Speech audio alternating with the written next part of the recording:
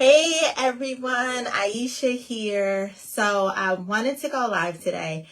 I'm a little nervous about this, but in light of the news and everything that's going on with Roe v. Wade and the repeal, I just wanted to pop on and share my story. And so what I wanted to do was just to talk about the topic about how God stopped me from having an abortion. And so I wanted to share this with you because as the Lord continues to tell me to share my story with you, I really hope that this inspires you and to give you hope to keep on going. Because sometimes I think that we get caught up on the fear, we get caught up on the situation and the circumstances and the things that we see, and that we can lose hope and we can lose our joy and we can lose our faith in the process, especially if you're dealing with the unplanned pregnancy. So I'm coming from a place where I know what these women are feeling when they choose to seek abortion. So this is not a video meant to condemn anyone, but it is meant to give hope. And I pray that if you're pregnant, that you hear this message and that you have hope. And so I just wanted to start off. Again, I'm nervous, so please bear with me. So I remember when I first realized that I was most likely pregnant. So I was in Cuba and nothing was sitting well with me. I kept getting sick. Like I remember being so excited about having a Cuba Libre. And I'm like, a Cuba Libre in Cuba, this is awesome, right? But it just like would not sit with me. And I remember being on the beach in Cuba. And the nurse who was actually a part of this trip, it was a service trip. And she said, I think that you're pregnant. And I was just like, me? No, I'm not pregnant. Like, I know my body. I would know if I'm pregnant. She was just like, well, this is what's going on. Like, you've been sick. Like, nothing is really staying down. And, you've been saying that you've been feeling off. So when you get back to the States, I want you to take a pregnancy test. And I was just like, okay, I'll take the test just to prove you wrong, because I can be kind of defiant at times. And so when I took the test, it came back positive. And I remember sitting on my bathroom floor. All I can do is cry out and say, Jesus, Jesus, Jesus, because I had just quit my job to become a full-time entrepreneur. I had saved enough money to be able to, saved a certain amount of money where, I would be okay for a little while. But at the same time, the money that I was making was just enough to cover my bills, which is why I talk about exit strategies so much, because there's a certain way that you need to exit your full-time job in order to be able to have financial peace in your life. And so I've already said this in a number of other videos. I was dealing with workplace bullying, which is why I ended up leaving early. But I just wanted to say that this is why I teach exit strategies for single moms. And so when I quit corporate, I was on a certain trajectory for my business, right? It was a certain trajectory. And so it was just kind of going up. And so I was just like, you know what? I'm just going to ride the wave. It's going up. It's cool. Things are going to be great. And then about a month and a half, 2 months after I quit my job to become a full-time entrepreneur, I realized that I was pregnant, not just with one baby, but with two. So here I am, pregnant with twins. And at that point, just in my mind, in my heart, in my soul, I knew that their dad was going to walk out. I did not believe that he was going to be there with us for the duration of everything. And so he ended up giving me an ultimatum. He said, it's either me or the kids, but I'm not going to be a part of this. And then he tried to pressure me to have an abortion. He tried to force me to have an abortion. It got pretty crazy. And ultimately, I got to the point where I was just like, I want to keep these babies. I just couldn't imagine aborting twins, right? Because if it was probably just one, I don't know, I might have actually gone through with it. But in my heart, I just couldn't do two. But he was so relentless about how much pressure he was. And when I say that, I said that I might have done it out of fear of the future, fear of what it meant for my finances, fear of what it would mean as a full-time entrepreneur. Everything was based upon fear. And so what ended up happening is he just pressured me so much to the point where it just would not let up, right? And I began to feel weak in my resolve to be able to stand for my decision, to be able to have my twins, that one day, I had already had an abortion referral from my doctor. And in Michigan, so what the law is, you have to go through like pre-abortion counseling. It's online, totally online. And it just lets you know that you understand what you're doing, you understand what the risks are, and you understand it's not reversible, all of those different things. So I went through all of that, and because you need that in order to make an appointment. And so once I finished it, I just looked at this, like the appointment, the number, the referral. And I remember, another part of the story that I forgot. I remember when I decided that I could not stand up to him anymore. I couldn't take the relentless pressure. I was just going to go through with it just to be able to make him happy and to be able to give myself more peace. And because I was afraid, like I said. And so I remember going to my, I'm trying to remember the order. I'm going to go back to this. So please forgive me. I'm kind of like just talking from the heart because I just felt compelled to share this. So I remember going through the pre-abortive counseling stuff and went to go pick up the phone to call the abortion facility because I was going to go through with it. I didn't see any hope, right? I didn't know what was going to happen for me being a single mom of twins as a full-time entrepreneur. I didn't see how I was going to continue to be a full-time entrepreneur. I did not know what it meant for my dreams, the dreams that I had that I had worked so hard for. And to me, abortion seemed to be the only answer for what I was going through at the time. And so I picked up the phone to call, and the abortion facility did not answer the phone. Praise be to Jesus, they did not answer the phone. And so I went to church that night for Bible study. And at church, the pastor was talking on the topic, never make a permanent decision in a temporary situation. And at that point, I knew that having an abortion would be irreversible, right? And I knew, even though I could not see my way out of the storm, I knew that there was hope. There was hope that I could cling to. There was hope for me to be able to make it through another day. And if I kept making it through enough days, I would be out of the storm that I was in, because I began to recognize that that storm was actually temporary. Everything that I feared about him walking away, all of that was temporary. But was not temporary was going through and having that abortion because of the fear and the circumstances and situations that I was going through at the time. And so I decided to continue on with my pregnancy. And I remember that a song that was sang at church that day, it was, I told the storm to pass, storm you won't last, storm go away, I command you to move today, right? And so I just knew that was God's way of telling me not to go through with the abortion. And I wish that I could tell you that everything was good from there, that I was just able to stand fast on the decision that I made, right?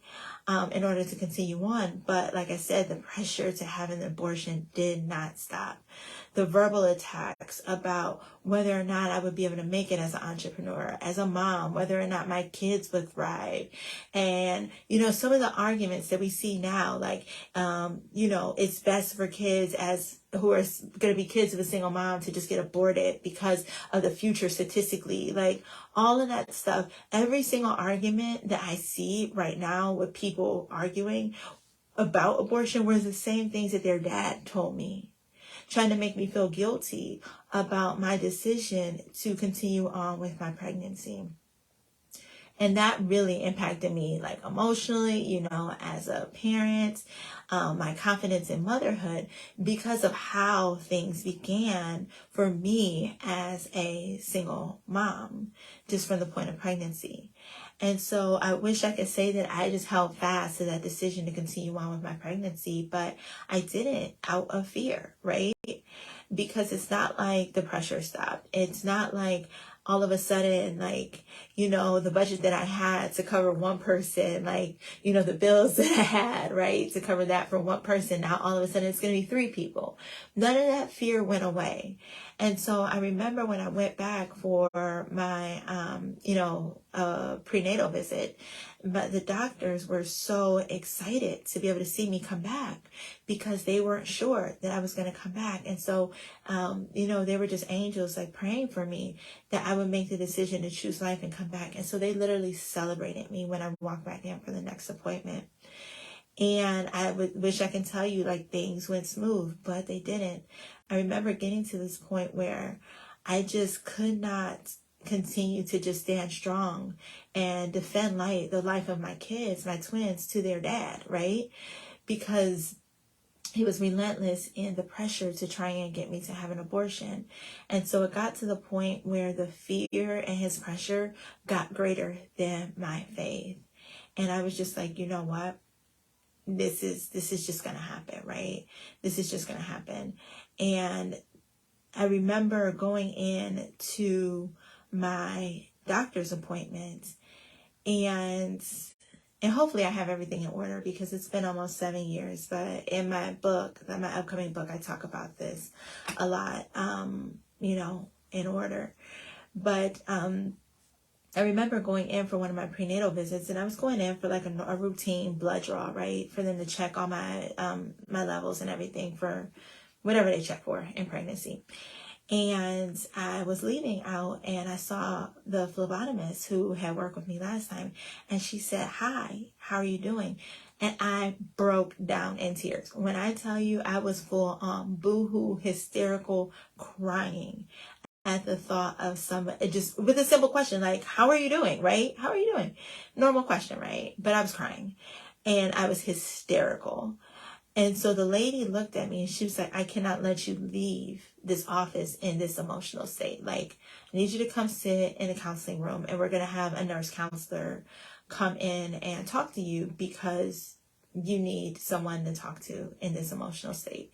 And so I talked to the nurse counselor about everything that was going on, all the fear that I had, the fear of my finances, the fear of what people were going to say about me, the fear of coming from a 2-parent household and raising my kids as a single mom, the fear of, what does that mean for their future, given all of the statistics that are out here, everything that we hear. Like their dad was just like, "Well, it'll be an act of mercy, to abort them." And so really toying with the idea, like wrestling with, is this a bad decision? Am I harming them by bringing them into this world? And all of that was at the forefront of my mind during the early stages of my pregnancy. It was so incredibly hard and stressful to be able to stand up and do what I knew I should do, but at the same time not knowing what the future meant because of that decision, and having to lean in and trust God and know without a shadow of a doubt, that He is faithful. And what the nurse said was, "I don't want you to make a decision until you talk to a therapist. And so that way you can fully know what it is that you're doing, get these emotions out because you're going through a very difficult emotional time." And that pause, that not answering the phone, like the abortion clinic not answering the phone when I called, those were the things that God used to confirm that I needed to continue on with my pregnancy. It was just like He knew that I was operating in such fear that He pulled out all the stops to show me that I needed to continue on with the pregnancy. And that was the best decision that I ever could have made. And so was that easy? No. But when I had a chance to be able to talk out my fears, to be able to come up with a plan to help mitigate some of the fears and realize that some of the fears, just like the Bible says, like, why are you worried about tomorrow? Focus on today. Tomorrow has enough trouble on its own. When I focused on what I could do today, in that moment, it allowed me to take systematic steps to keep on going until I got to a place where it almost felt like a clearing. Have you ever seen those movies or maybe been on a walk through the woods and it's just woods all around you? You really can't see any difference. You really, if you turn around, you don't know if you're going north, south, east, or west because all you see is woods and trees. and brush on the ground and everything looks the same. And so it's almost like you're lost in the woods with no direction and you don't know if you're going up, you're coming or going. You have no idea. Or a corn maze example. It can feel like that. All you see is corn. That's it. You run into a bunch of dead ends, you turn around and you think you're going to another way and you end up right back the way you came, right back where you started from. That's what it's like. And for so many of these women who are considering an abortion, that's what's going through their minds. They're full of fear. Fear of the future, what it means for their dreams, fear of their finances. And they have people telling them that do this and it'll solve all your problems. But for me, what I realized is that my pregnancy was the beginning of new life. For me, for my kids, for my relationship with Christ, for my purpose. Like, I'm more sure of who I am now as a mom because I didn't realize how much trauma, how much hurt, how much pain that I carried with me for decades that I didn't even know about until I had to become and go on this quest to be the best version of me, the best version that Christ called me to be, so I can teach my kids how to be the best version of them. It's forced me to level up in ways that I never could have imagined. It's drawn me closer to Christ than I never could have imagined. It gave me hope and joy and life more than I ever could have imagined. It was literally the best gift that God could have given me outside of salvation and new life in Jesus Christ. But all of that would have been missed if I succumb to the fears, if I succumb to the verbal abuse, if I succumb to what society said, if I succumb to what society said about, the unborn and they're just fetuses, lumps of cells, they're not life. No, it is life. Because the thing that helped me to really get definitive about changing my mind was when I couldn't take it anymore. And this was the same, I think this was the same day when when I got the ultrasound. And I got the ultrasound and I went there really to say bye to my kids because I just wasn't strong enough to continue to stand up to their dad and my fears, right? They keep telling my fears. That's a lie, right? I was out of strength. I was out of endurance. And so I went there, I had been going a couple of times. And so I went and I'm like, I just want to see my kids. I just want to look on that ultrasound machine and see my kids for one last time before I book this appointment for real. And in that moment, one of my twins, it was just like that particular twin was looking through the machine and we made eye contact. We made eye contact, and in that moment, I started bawling, crying, because I knew I could see my twins, like, it looked like they were just dancing, jumping, playing, like just in my womb, right? That's what they were doing. And I looked at that and I saw life. I saw life. And I recognized that next step, if I went to the abortion clinic, that was choosing death. And it broke my heart. But at that point, fear was greater than my faith. And so I'm grateful for the fact that the abortion clinic did not pick up the phone. I'm grateful that my phlebotomist recognized that I was not okay and I needed additional mental support at that particular point in time. I needed someone to talk to. I'm grateful that my sonographer recognized the fear in me and was able to speak life and told me that God was going to use this for a greater good and a greater purpose, and I would be used to empower single moms. See, I didn't realize that at the time. All I knew is that I had my financial literacy business teaching corporate women, right, about how to manage your finances. But I remember the sonographer spoke life into me, and she said, God is going to give you a deeper level of your story, and it's going to enhance what you do all the more. And the fact to be able to see this 7 years later, right, to be able to sit on this side, to be able to see just how God has used it and how he's still using it. How he's still using it. How he's still using me to bless other single moms by sharing my story, which is why he keeps telling me to make these videos about how he's parented me. because it's not about me, right? I'm just the conduit to be able to provide the encouragement, the testimony, the overcoming, because I forget where it's at in Revelations, but it says we overcome by the blood of the Lamb and by our testimonies. And so I know my testimony is going to help another pregnant mom know that she has hope. She has hope. She has hope. God is a giver of life and God is a taker of the life. And even though you might be pregnant in a situation that might not be ideal, it doesn't mean that your unborn child has any less value. It doesn't. It doesn't mean that you have less value. It doesn't. Because God can use anybody. If you look at the Bible, God used the unlikely people. God used the whole prostitute. Right? Rahab, who became an ancestor to Jesus. God used Ruth, who was a Moabite, who was outside of the promise to the people of Israel. The Moabites were opposed. They were enemies of Israel. But God used Ruth. Ruth became an ancestor to David, who ultimately became an ancestor to Jesus. See, God uses so many people. Tamar, I think Tamar is also in the lineage of Jesus. She was a single mom in the lineage of Jesus. So I say all of this to say is, don't allow your circumstances to dictate your decisions. We have to be able to come up. We have to be able to fix our eyes on the Lord. We have to be able to trust the fact that He is the author and perfecter of our faith. He's the one with the pen writing our stories. It's not us, it's Him. When we truly let go and allow Him to write a story, it's going to be more glorious than you ever thought imaginable. That's Him. That's the God that we serve. Doesn't mean that you're going to go through tests, trials, and tribulations. Of course, you're human. We're in a fallen world. That's exactly what it means. But does it mean that God is with you all the time?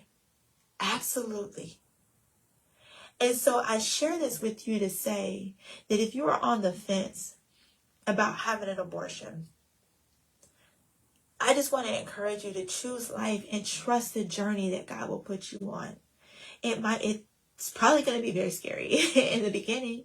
I cried a lot. There were some days in the beginning where all I did is I picked the darkest corner of my room, closed all the blinds, and I sat there in the fetal position, rocking back and forth, crying for hours at a time, because I did not know how I was going to move forward.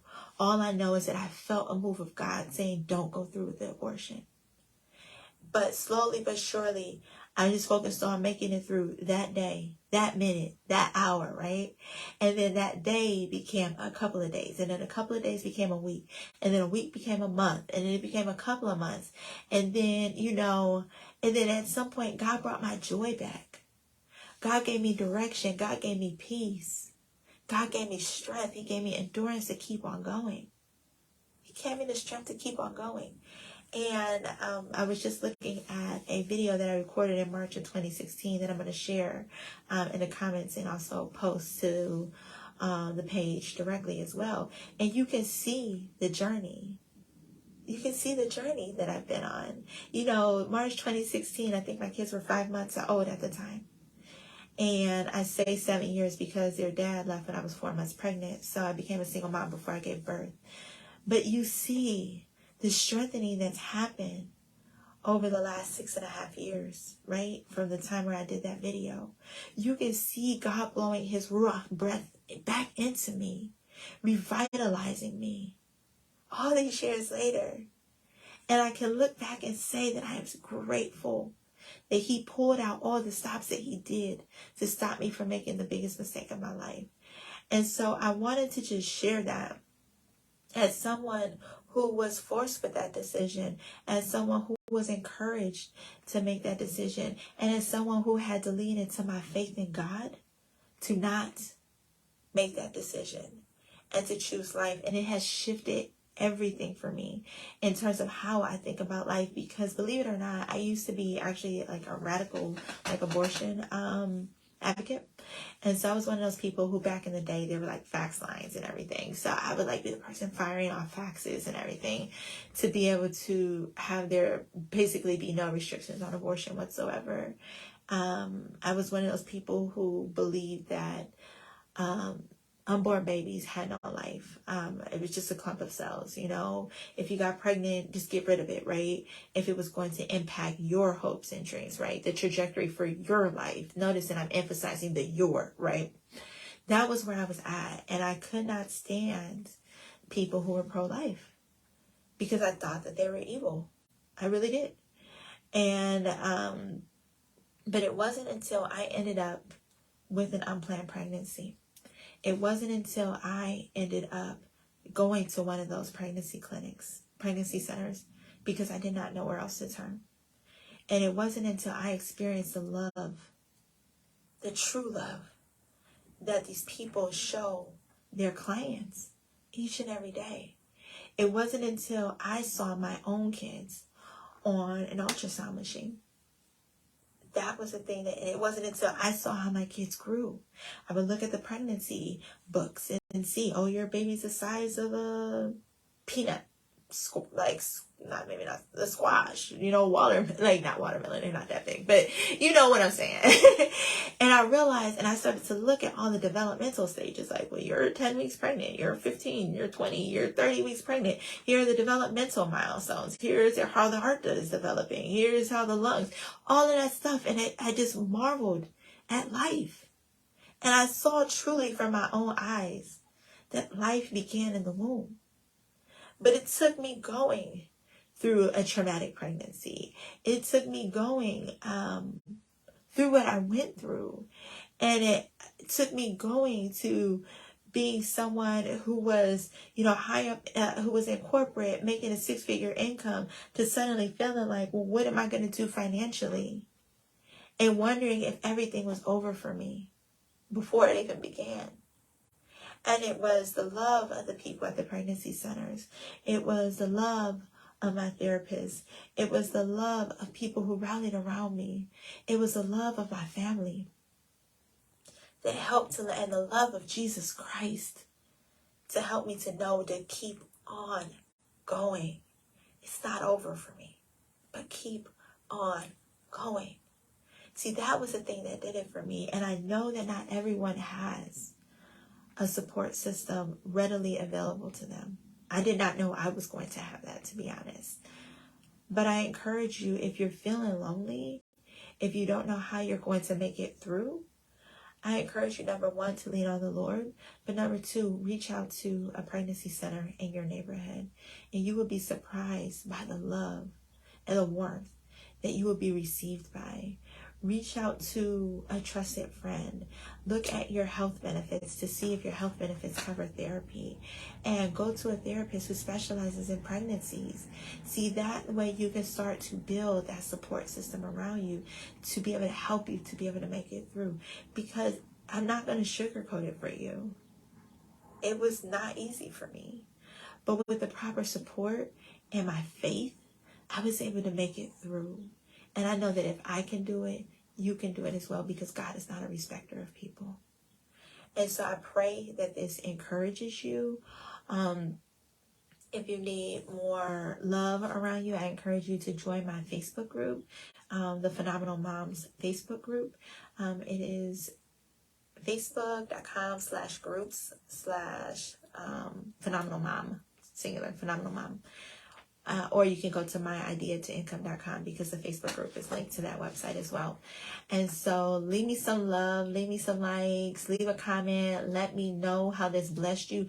Please, please, please forward it to a friend. Forward it to a pregnant single mom or a single mom who just had her baby. Forward this message to them to let these women know that there is hope, there is joy, there is peace. And there is so much love, and there is purpose, because God has not forgotten about you. God still has a purpose and a plan for you, and God still loves you, and He loves your children. And so I pray that this has been encouraging for you, and have a good day. Bye.